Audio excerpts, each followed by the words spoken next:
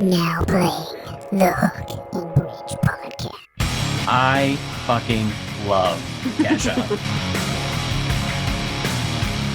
I'm telling you, I'm the worst person to have a podcast. I can barely speak.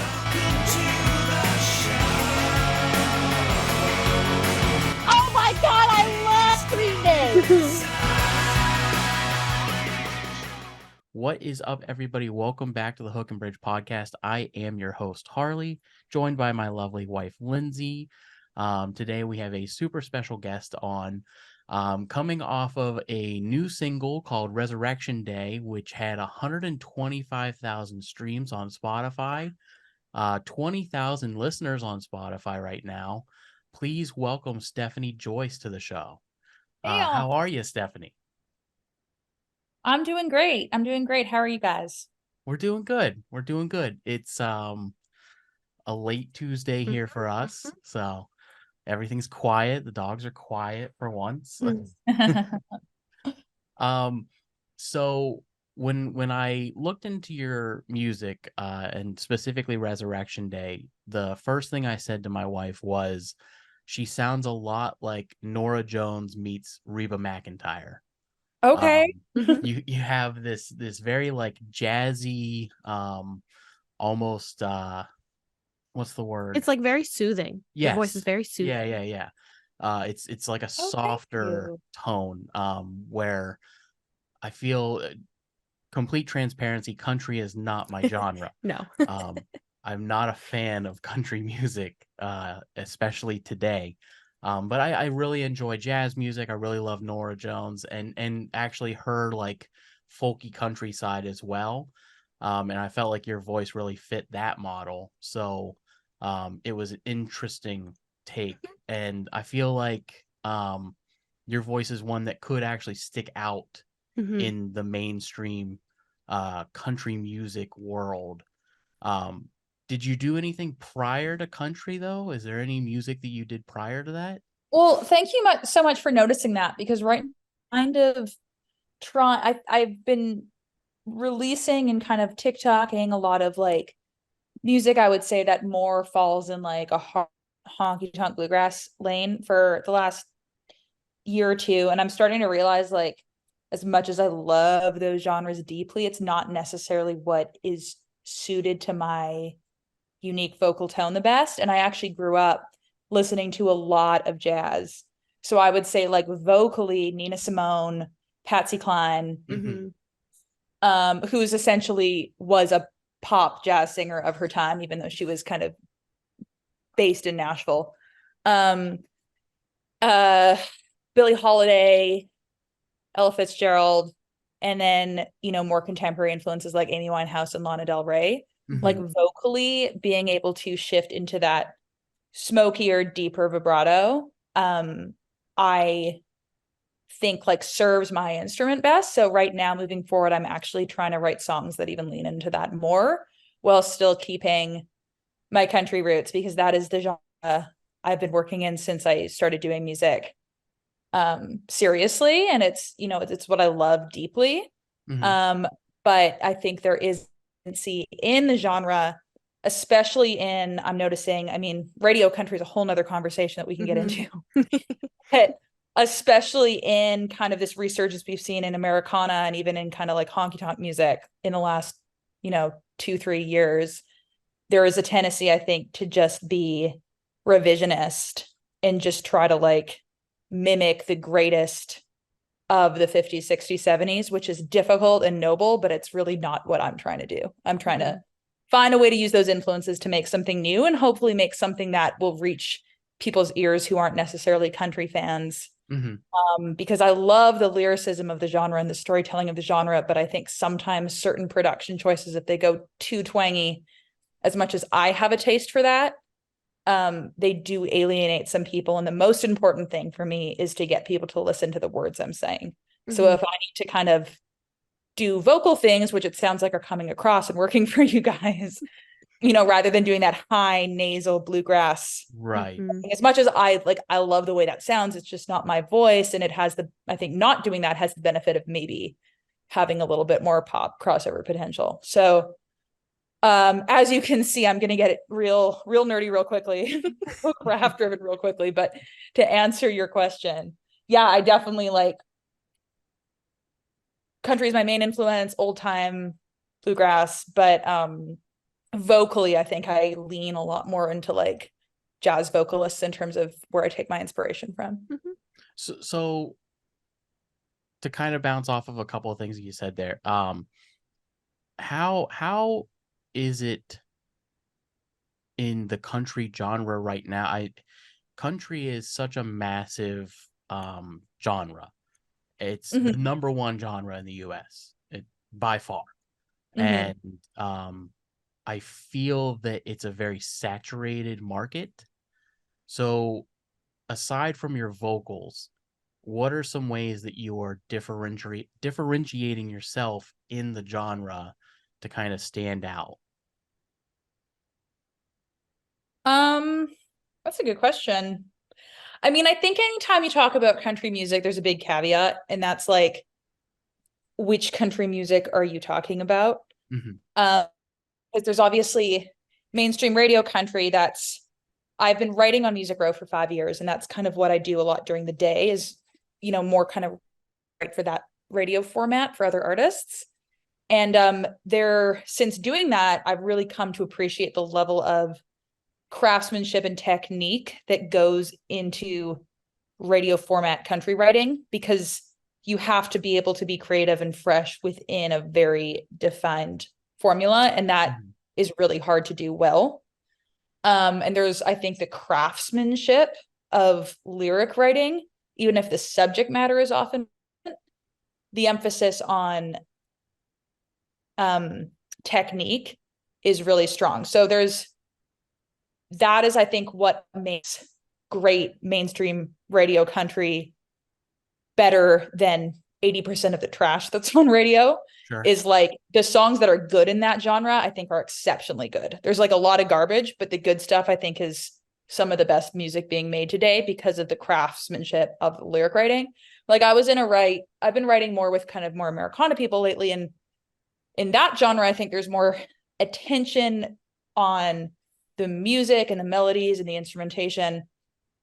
But when I'm in co-writes with those folks, we aren't speaking the same craft-driven language as I am when I'm in co-writes with mainstream folks. And I was just doing my first write with 2 other kind of more music rowy writers for the first time in a few weeks the other day, just because I'd taken a bit of a break to go on the road. And I was like, oh my gosh, like there's an immediate ease here, because I say one thing and the other writer knows that at the end of the line, we want a word that is alliterative and has the same rhyme and has the same amount of syllables, and to not have to explain why like the more mathematical part of songwriting is important is really, really refreshing. So I think that's what makes super mainstream country stand out. And that's what I try to do, is just put so much emphasis on lyrical craftsmanship. Now, I think when you're talking about like Americana, which is arguably bigger than mainstream country these days in terms of the amount of social media followers its artists have, in terms of their ability to sell at stadiums and sell at tours. Like, I think that's one of the great things of TikTok, is it's allowed all these people that Music Row in Nashville are afraid of to prove that they can actually make just as much money, if not more money, than radio-backed artists. But in that world, I think standing out is becoming harder, because I think you used to be able to stand out in Americana just by doing it because it wasn't as popular. But now that we've seen this huge resurgence of it, and it's essentially gone mainstream the last 2 years, just having a fiddle in your track and just having a more stripped down take on country music isn't going to make you stand out anymore, like it might have even like 3-4 years ago. So what I'm trying to do in that regard is to really, again, just put the lyrics front and center, because I do think that sometimes in like the vibiness of it, storytelling gets lost. And I think in Americana, you get that are just as redundant in their subject matter as mainstream country. So I would say, to like answer your question, regardless of either genre side of the fence you're looking at, I just try to write stories about difficult things that make people uncomfortable and that people don't want to talk about, but everyone experiences. And, I think that's one of the greatest like contradictions in general of living in the South is like, I have people in my life who have been through some of the most horrible things alongside with people who absolutely like refuse to admit that those things exist.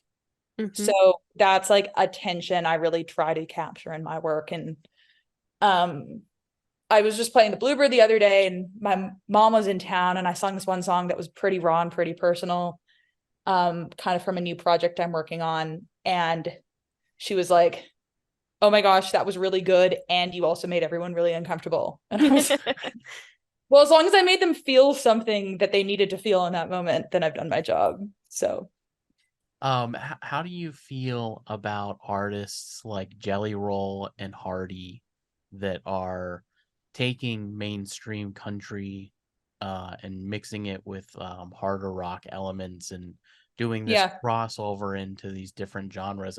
Are we going to see rock and metal become the new country? I don't know. I think that's a good question. I feel like, first of all, I'm not as familiar with Jelly Roll's discography as Hardy's. I will say Hardy, like the rock side of his album, just like even reading the lyrics without listening to the production, it's just so clear that he's like such a craftsman. There's so much, say what you want about like the sound being overproduced. I mean, I think that's like a common complaint about that style. But I don't think that anyone can argue with like his skill and his precision. Like, I think he's such a good writer. So first of all, I'm like a huge, I think that the rock influence works so well for him. I think Joey Moy is such a creative producer. And I'm actually really excited because this one artist I'm writing with, he's producing her record right now. And hopefully I'm going to have some songs involved in that project. So just to like work with him, even in a very limited capacity, is such a dream come true. But to answer your question of whether rock is going to creep in, I think it depends. It's like, what's going to be mainstream country is always going to be a shadow of what mainstream pop is. Right? Because if you think about mainstream pop right now, it's like Billie Eilish, who I would say has very folk undertones or very stripped down undertones. Noah Kahan. I would say Zach Bryan is arguably singer-songwriter more than country. Like pop is going in this stripped down route. So I think that is why Americana is becoming more accessible in mainstream country. I don't think we're going to see rock become a serious part of country until straight up rock is a serious part of like pop music in general. But I think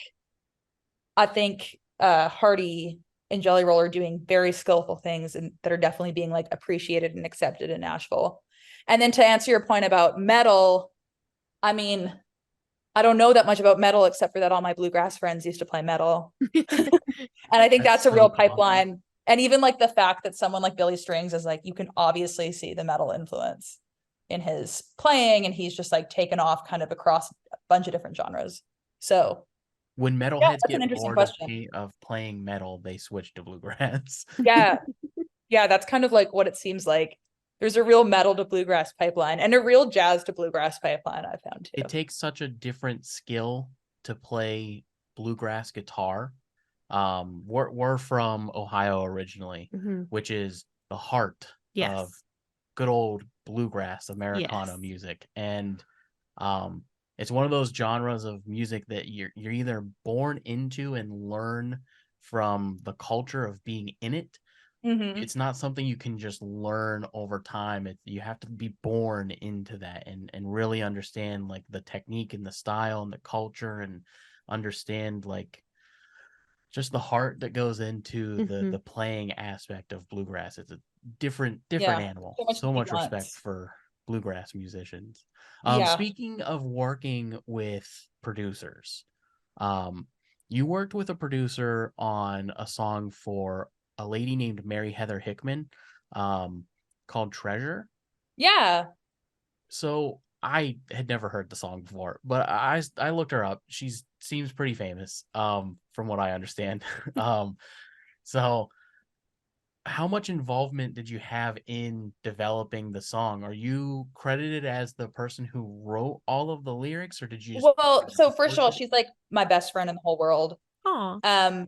Yeah, and it's also funny, like, I mean, she would you say that, but gosh, just in Nashville, the disparity between people's social media numbers and their like real lives, like, I don't know, she's still another just like broke musician grinding it out here. I think we all are at heart, right?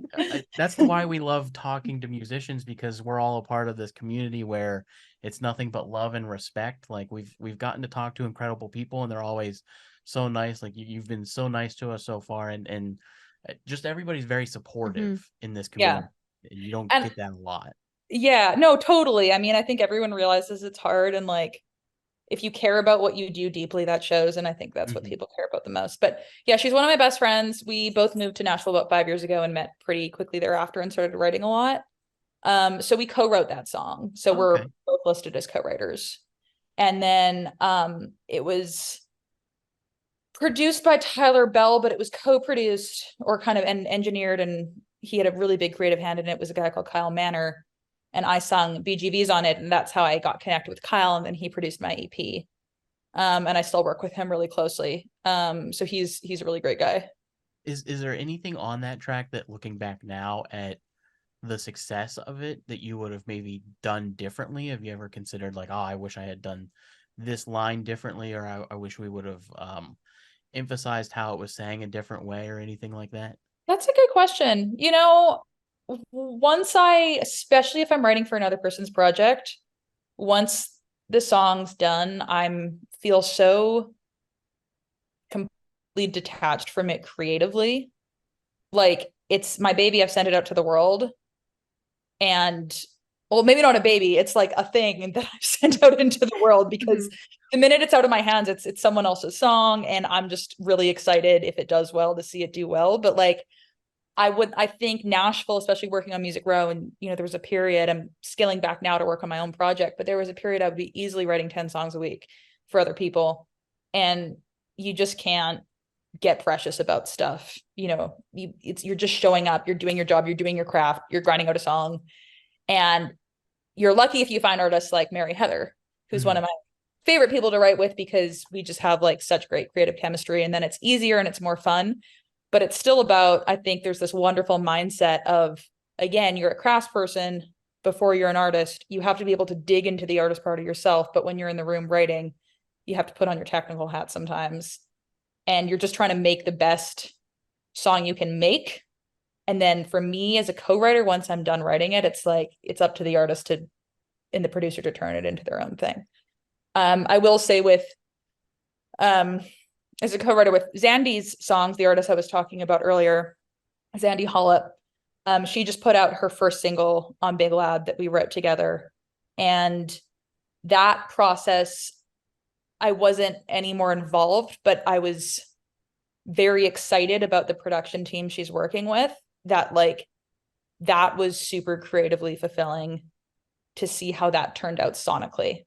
But as a co-writer, especially if you're writing with these artists that have labels or teams or what have you, it's like, it's not your place to, you know, you aren't in the room when you don't get invited to the studio usually. So how do you deal with the detachment though? Like, how do you go from somebody that likes to write lyrics? I love to write lyrics. How do you take your experiences and your emotions and write them and give them away and say, I hope this is treated with respect and you guys don't destroy what I've created yeah. here? That's a good question. All these questions are so interesting. This is so much fun to dig into stuff like this. It's so much better than some interviews where people are like, "What's your exercise routine?" I'm like, "This is Where did the name Stefanie Joyce come from? yeah." Like I don't know. I was like fucking born with it. Like I don't know what you say. Yeah. I mean, that's such a good question. I think like part of it is just a industry culture thing and like more mainstream country music. It's about creating a product. It's about creating a product with heart. Not even a product. It's about creating like an experience that other people will want to connect with. And I'm always thinking about the audience. And especially when I'm co-writing, like it's not about me, you know? And a lot of songs that I co-write too, like Treasure, I mean, that's like, it's a fucking song, right? It's not about like trauma I've been through. So, I don't know. Yeah, I just kind of, I think it depends what you care about. And it's like when I'm writing for myself, I care about it being art. When I'm writing for other people, I want to serve their artistry. And I really want it to perform well on Spotify and have their labels and their teams like it. And it hopefully at some point maybe get a radio budget. Right. So it's like, I don't necessarily sit in the room as a co-writer. I don't feel like it's my role as a co-writer to make art as much as it is to help guide the artist make their art. Like, so from the get-go, it doesn't feel like mine. It feels like I'm a midwife. So does the industry kind of treat it like a product then? It sounds very like the industry people, not necessarily the artist, but the labels and the powers that be. Do they treat it as a product? They constantly on you about deadlines, and if you were writing a jingle for McDonald's or writing a masterpiece for Cher, are they treated equally by the industry? I mean, I think it brings up the whole question of like art and commerce, and can one be both? Obviously, yeah, jingles, like I don't think anyone enjoys writing jingles. I don't know. I wrote a handful for the show and I really enjoy them. They're not good though. I just sang on my first ad. I don't know if it's going to get aired, but I think it's like people like that because it pays well. And Spotify doesn't. I mean, I make if I own my publishing, I make $500 per million streams as a writer. If I have a 50-50 writing split with 100% publishing, which is usually not the case. Yeah, I mean, I think it's a question, like I'm very much, I feel like I'm in such an uncomfortable position because in some ways I bristle so much against super mainstream commercial music because I just don't like the sound of songs that aren't about anything. And then on the other hand, I also get really annoyed at a super kind of almost kind of precious, almost snobby. Yeah, kind of this precious snobby, like I'm too good for commerce vibe that I sometimes get in like East Nashville and Americana. I also bristle at that. So I feel like I'm caught somewhere in between art and commerce in the sense that like I want to write songs that do connect with people that aren't esoteric. Nothing bugs me more than vague lyrics that are difficult to understand what the person's fucking saying. God, you told me I could swear and now it's coming right out. Hey, go for it. You know, so I like to create a song that's accessible that people want to listen to. On the other hand, I want it to be about something real that's like maybe uncomfortable. You know, I'm obsessed with looking at the ugly, messy, hidden parts of life, but I want to look at them in a way that people are going to want to listen. Yeah. And I think that lands me somewhere between art and commerce because I do care about reaching as many people as I can because that's why I make art. I make art to help people or make people feel less alone or more seen, you know? So if you take this stance of like, you know, in order to do that, you need to at some level treat yourself as a product. And I think one thing that if there's any positive of that, it's that it also protects your private self. Like I view my work as something that is both deeply personal and artistic, but also something outside of myself to be, for lack of a better term, marketed and distributed to people. Right. And that gives me distance. If I was to feel like my art was me, then I would feel so much more elated when it did well and so much more depressed when it did poorly. And already I'm like freaking bipolar. But if I was to be like really deeply, deeply, deeply connected to my work as my identity, I would be manic depressive. Like I need to create that distance of saying, okay, this is a part of me and it's an authentic part of me, but it is at the end of the day a product. This art is not my soul. This art is not marriage. This art is not my home. Like it allows me to keep parts of myself to myself and for myself. Whereas if I kind of gush blood over every single song I put out into the universe, I would feel like I was just giving myself away all the time. Does that make sense? Yeah. Oh yeah. It's one of the deepest like actual Yeah. music conversations we've had on this show. And we've had No, I'm sorry. No, that's a good thing. That's why we started the show. Yeah. We've had some incredible people on the show, but sometimes you get somebody on that's just like, I don't know, I liked the way that word rhymed when I wrote it. And you're like, I thought there was a deeper connection here, but okay. Yeah. So you went And to I mean that can happen. I'm just always more about I feel some people are like, if a song kind of comes to me quickly, I know it's good. And for me, it's like if a song comes to me quickly, I'm deeply suspicious of it. I forget, it was it was Todd Pipes from the band Deep Blue Something, band that my little sister and I love. We really love the song Breakfast at Tiffany's from the early 90s. Yeah, and I got the chance to ask him about that song, and then I had all of these deep connections and brought up all these things, and he was like, I never thought of it that way. It's just I watched Audrey Hepburn movie, and the movie that I watched didn't rhyme with the song I was writing, so I chose Breakfast at Tiffany's instead. But I'm glad you liked it. And I was like, okay, well. So you went to film school, and then you left that part of your life and started into country music. Am I getting it correct? Yeah. Basically in 30 seconds, my creative life was born. Really did everything, read a ton, drew a ton, put on fake plays, did dance as a kid. In high school, I started to take ballet a lot more seriously. So I went to a boarding school attached to Alberta Ballet, which is a big company in Canada, to train full time.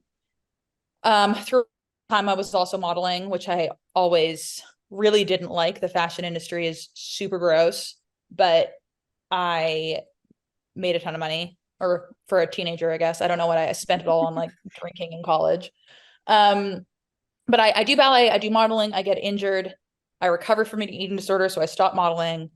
I end up doing some acting while I'm injured, just as kind of something to do. I randomly got cast in a feature film.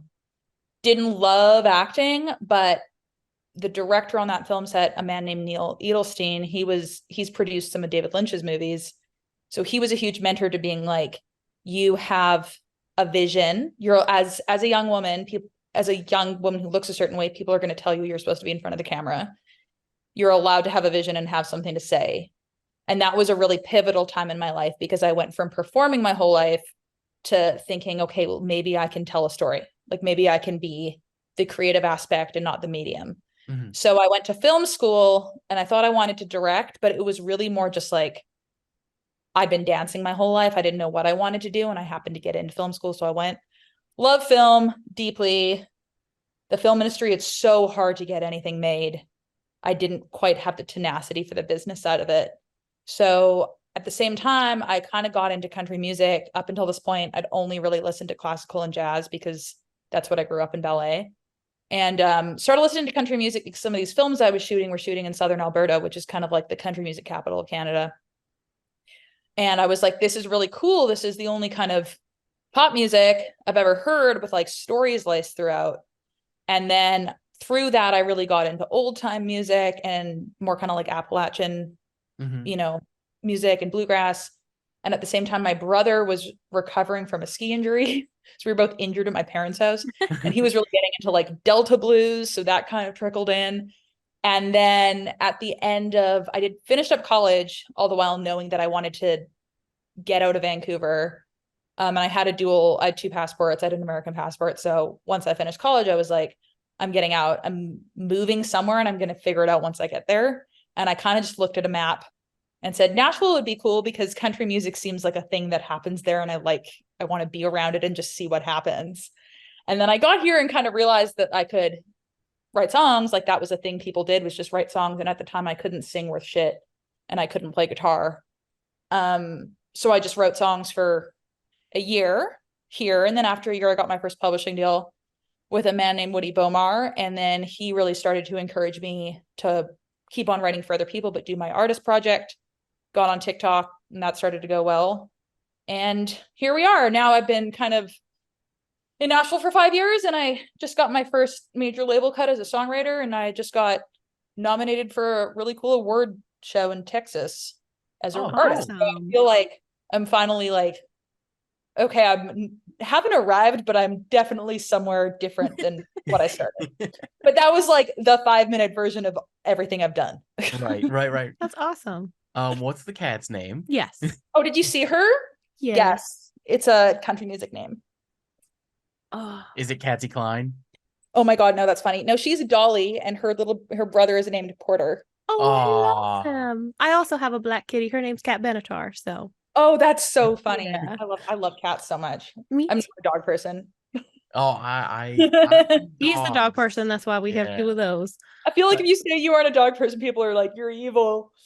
No. I don't think that there's a person that's not a dog person. I think there's people who just haven't met a great dog. Yeah, I've met a lot of annoying dogs, There's but a lot of annoying dogs. I've got We have 2 in of the them. other room. Yes. But sometimes you meet the right dog. yeah. So we do have one final question, and then we're gonna jump into this game. Okay, and thank you for indulging my like super long answers. I have so much Oh, fun. Yeah, no, absolutely. So we ask all of our guests this question. The show is called the Hook and Bridge Podcast for a reason. My little sister Taylor obviously is not here. Her loss. She is what I consider to be the bridge of the show, a little more quiet and kind of in the background, but still a vital piece to the operation. I consider myself to be the hook of the show, kind of the entertainer and keep everybody happy and coming back and having a good time. And then my lovely wife here is the and symbol that holds everything together. So we ask all of our guests, what is more important to you when composing or listening to music? Anything involving music, really, what is more important to you in the production, the hook versus the bridge? Oh, definitely the hook.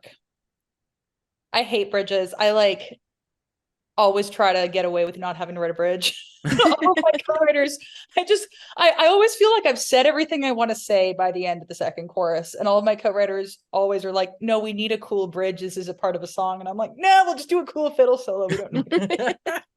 So you're the I don't know person that's why. like, I oh, really we'll just do an instrumental bridge. It'll be all right. Yeah, I like hate writing bridges, and I think there's so many bridges in so many songs that I think are so great.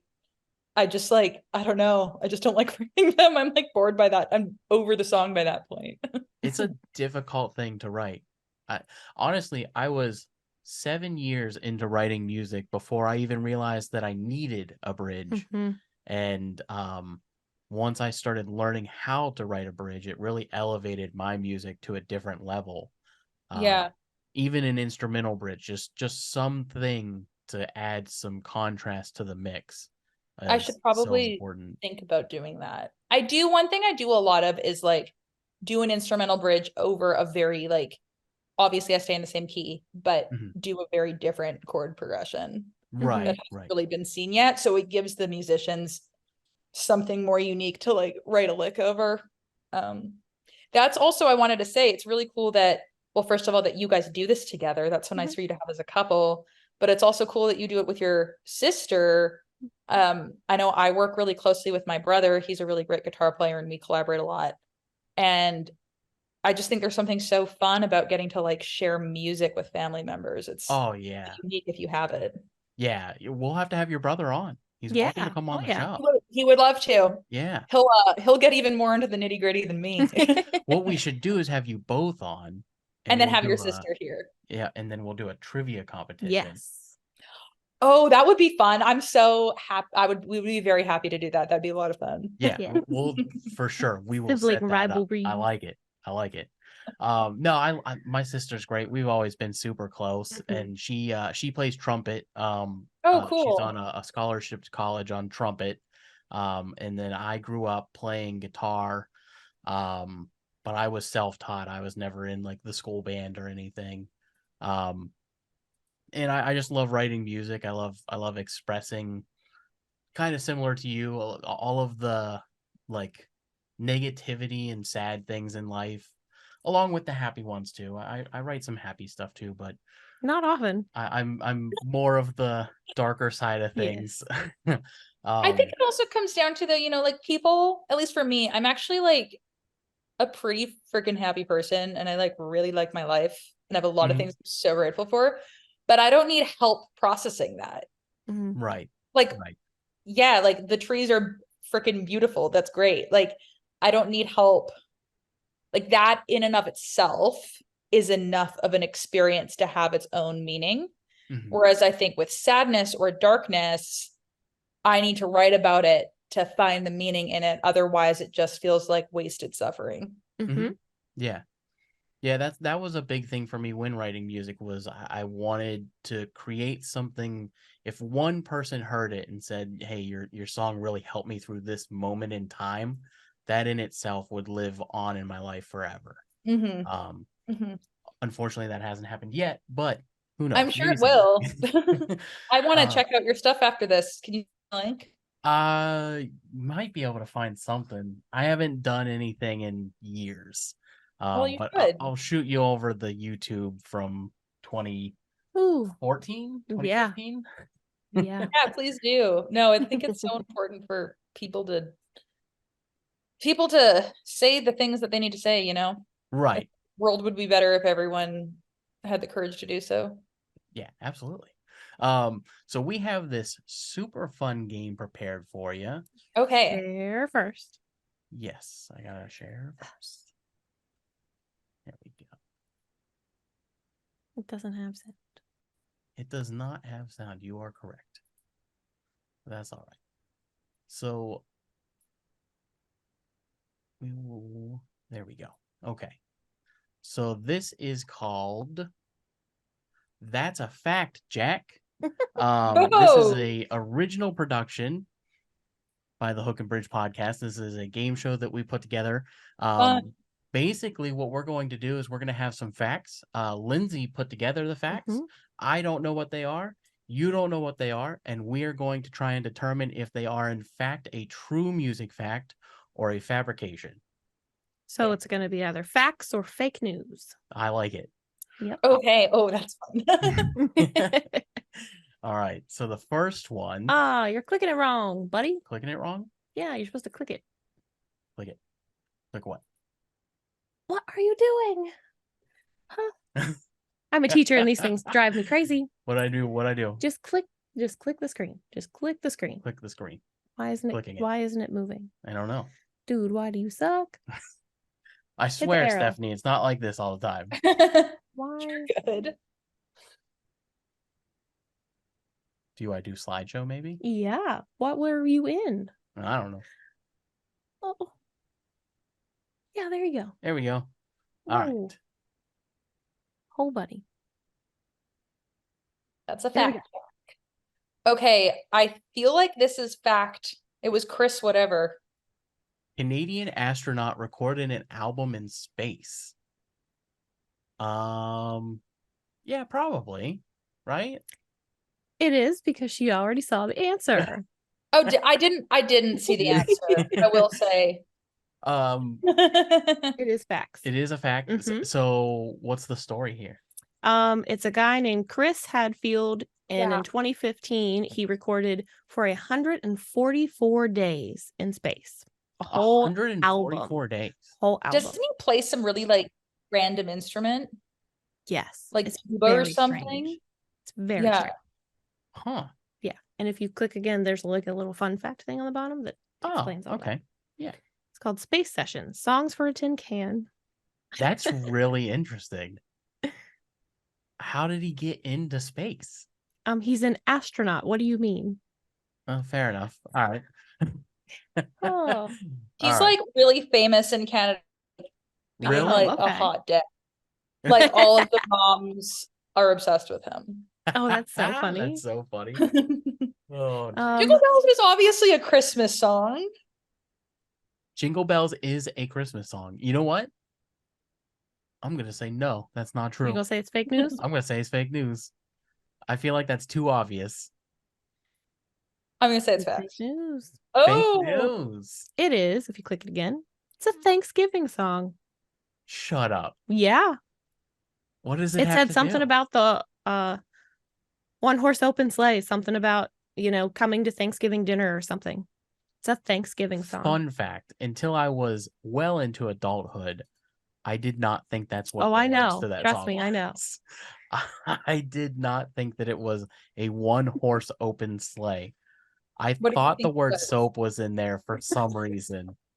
A one horse soap and sleigh. Never clicked in my head that was dumb. That Very doesn't even dumb. make any sense. Oh, All right. Dolly Parton composed her iconic song Jolene and I Will Always Love You in 1 week. That's facts. That's facts? Yeah. Isn't I Will Always Love You somebody else's song? that's her song. She wrote it. Whitney Houston covered it. Oh, She knew wrote it that. about like getting out of her deal with Porter Wagoner. Oh, I didn't know that's who that was about. Yeah. Isn't Dolly Parton and Kenny Rogers known to be like a thing? I mean, she's been married for like 60 years. That's Yeah. a long time. Yeah. Interesting. So these are, I'm gonna go with her. They must be facts. She's the country artist. She would know. Oh, It's fake news. I thought what? they were written the story. Like this is probably wrong then, but like the urban legend is that she wrote them the same day. Really? That's crazy. I was It just was in reading one the day? thing. She composed them in 1 day. Not one. Oh, well, I thought you meant like Oh, they were like at least within 1 week. I mean, yeah.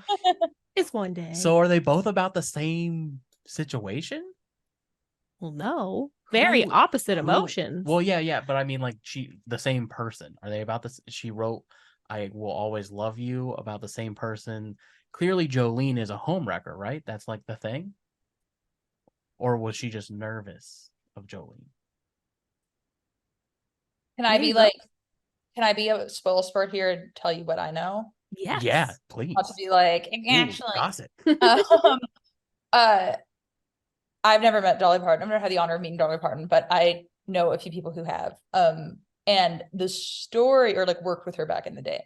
And the story is that Jolene was just a little girl came up to her after a concert and asked her to sign a poster or something. And she was like, "What's your name?" And the little girl said, "My name is Jolene." And the story about that is that she just loved the name and wrote a song around it, which I think checks out because she's such a good songwriter and she's written about everything. She's definitely someone who's able to turn on the craft part of her brain and not make Right. everything personal. And then I Will Always Love You about Porter Wagoner. So Porter Wagoner was a really famous country artist in his day, one of the most successful stars of the era. And he had a really famous show called the Porter Wagoner Show. Mhm. And he had all these shows back in the day, they would have girl singers on them because aside from maybe Patsy Cline, there were very, very few women who were like country stars in their own right. And he replaced his old girl singer one day with Dolly Parton, and she immediately blew up. The crowds loved their duets. And he was essentially her producer and her manager for a long time. And eventually her kind of stars started to eclipse his. And she said, we can still work together on your show, but I want a new deal. I want a new producer. And he was very territorial about this. Huh. And they were just very, very close professionally. But she was like, I need to move on. Like, you need to let me out of this deal. I need to Right. pursue my own career. And that's apparently what that song's about, is kind of like, we can't work together anymore, but you've still really helped me. Wow. I mean, the lyrics definitely make sense. It does. Hearing that part. The Jolene one I find is the most interesting. Yeah. That's very interesting. She's super talented. Yeah. It makes sense. I will say, feel bad for that little girl though, right? She wrote a song that basically calls her a homewrecker. I know. Meanwhile, she's like 9 years old. Yeah, she's like, what the fuck did I do? All right. None of the Beatles could read or write sheet music. That is a fact. I know that to be All right. real. I'm going to agree with you just because you seemed confident. So practically nothing about the Beatles. The Beatles blow. That's all you need to really know. That's a very hot take. Yeah, fact. Yeah, that's a fact. My opinion is if you're going to put out an album with 50 songs on it, one of them is going to be a hit. If you're just pumping out 3-minute songs all day long, eventually one is going to hit. So none of it is actually written down. Yeah, that's true. None of their music is ever written down. Really? Yeah. Like not even in charts? I think they probably Not that had. they have had written down. Yeah, I think other they probably, people have like composed it since then for, guitar players, piano, Right. whatever. Okay. But they themselves have not written any of their own stuff. because the When thing they were is, in sessions, they just were yep. like, what did session players do? They didn't have charts to go off of? Well, they didn't have session players. Yeah, They did that's true. everything. Yeah, Because it they was did just everything as a group in studio, but they would just bring in the lyrics on notebook Yeah. papers. And say, yep, sure, sounds good. And they are at the Rock and Oh Roll my Hall of gosh, Fame in that's- Cleveland. I don't know. I honestly, I'm so bad. I just don't know anything about the Beatles. Yeah, you're not missing much. No. Before becoming famous, Elvis was a truck driver. This, I don't know. You go first. I think this feels fake. I'm going purely off the movie about him. Didn't mention anything about Trek. Obviously, biographical movies are 100% true. So Oh, I'm gonna go with that. I'm gonna say fake. I don't know. This is tough. I feel like he did a lot of things, but I don't think that was one of them. I think he was in the military, but I don't know if that was during or before. He was in the military before. Before. So Mhm. I'm gonna say this one's fake. Was it before? Unless he was a truck driver in the military. Oh, it's a fact. Mhm. Really? Oh, what happened? I missed the. There was no actual fact about that one. Okay. Ed Sheeran lived at home with his parents when he made it big in the music business. That screams fact to me. I'm He gonna say seems like a mama's boy. Ed Sheeran just gives living at home with parents. Right. Yeah, I I'm gonna feel say like Nice. he probably still does for some reason. He's married and has children. Yeah, but No. he's one of those guys that probably is like, no, my mom lives with me. No. I don't live with my mom. She lives with me. No. I think this is true. I should have known. There's a fun fact about this one.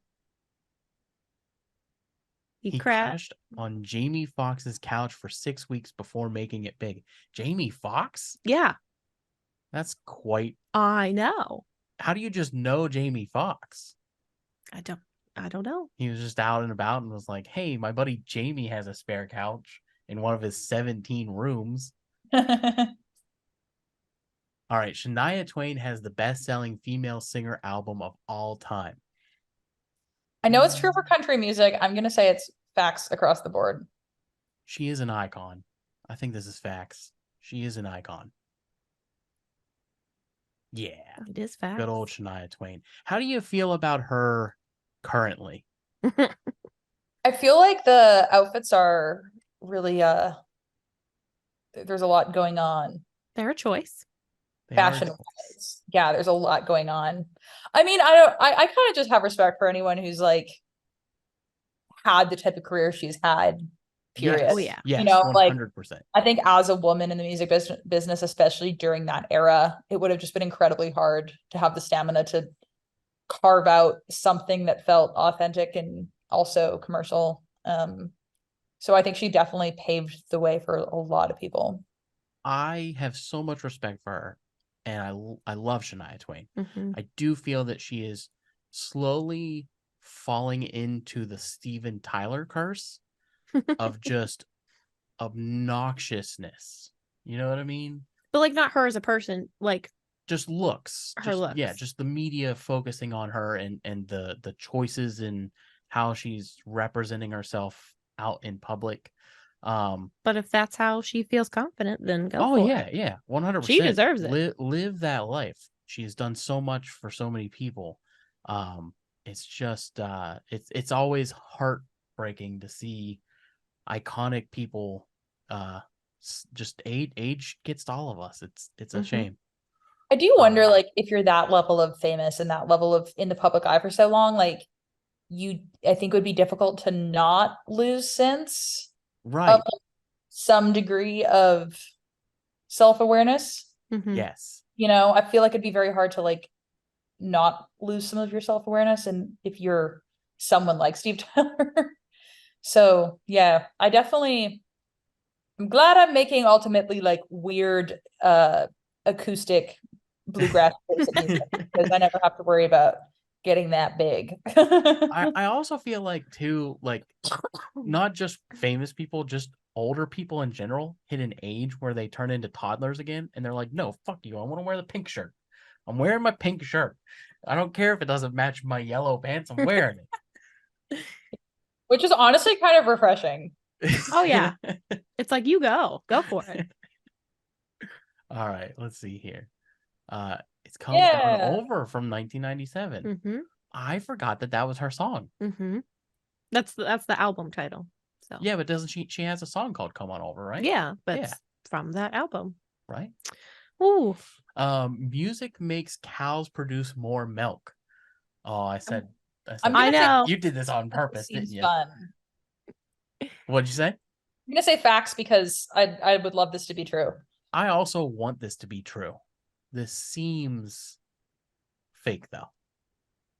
I would like to know who's doing these studies, if it is true. It is true. Mhm. Who Scientists.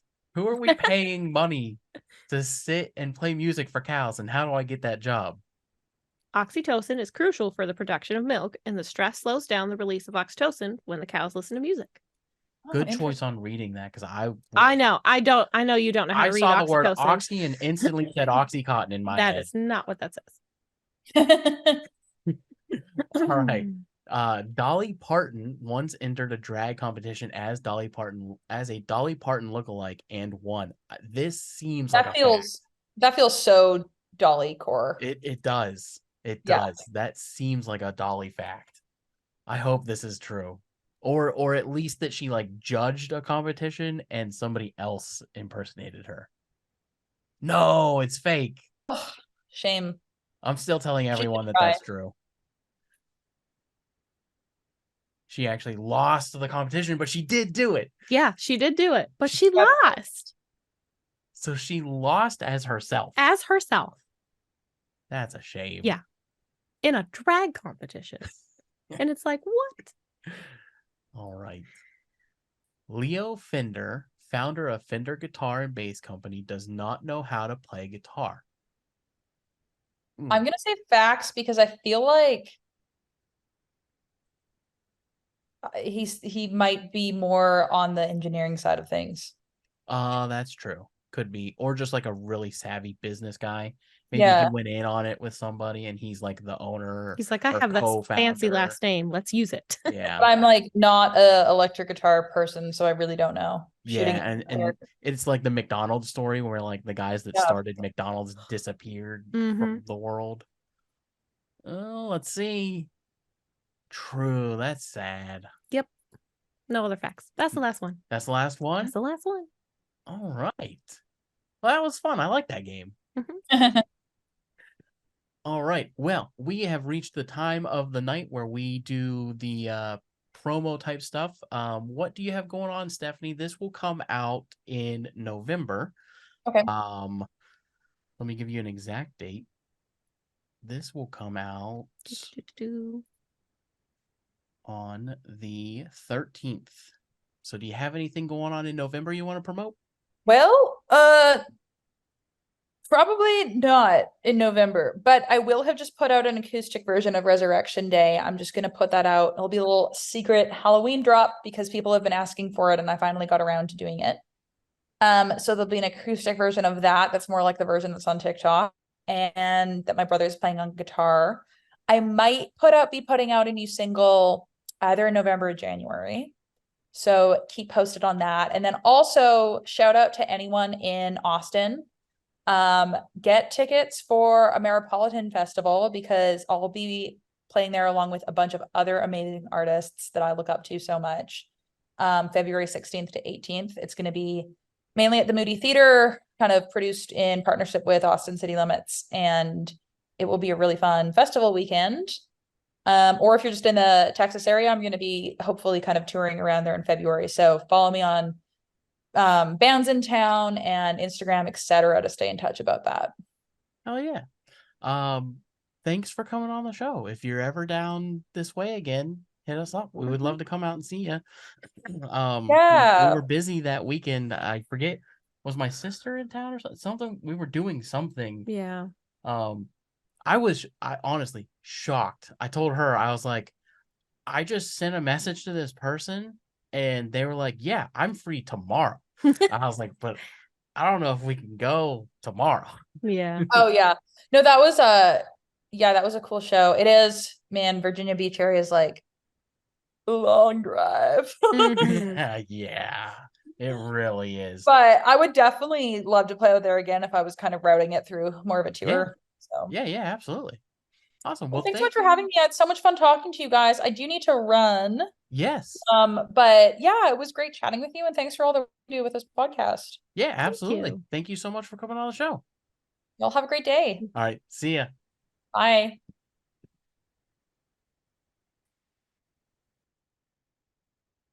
All right. Promo Paul time. We have merch. Mm-hmm. If you like buying things, we have some really fun merch. I think that everybody would really enjoy it. Subscriptions. There is a paid subscription. I have decided to start calling it Hook and Bridge Podcast Premium. No, that's a little too wordy.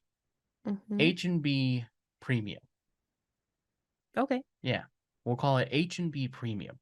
So H&B Plus. Ooh. Getting on that plus game. Max. Yes. Hook and Bridge Max. Anyways, you can go and pay us a little bit of cashola and you get some pretty cool stuff. But that being said, I am offering something out of the blue that I haven't told anybody about for if you're listening to the show and you've made it this far, the first 10 people to either DM us on Instagram or send an email, thehookandbridgepodcast@gmail.com. Shoot us an email of your favorite person on the show, me, Lindsay, or Taylor. One of those three people, and you get 3 months free of H&B Max. Plus. Max plus. Extra. Thanks for listening, everybody. Don't forget to give us a thumbs up and hit that notification bell to get notified every time we post a new episode. Video.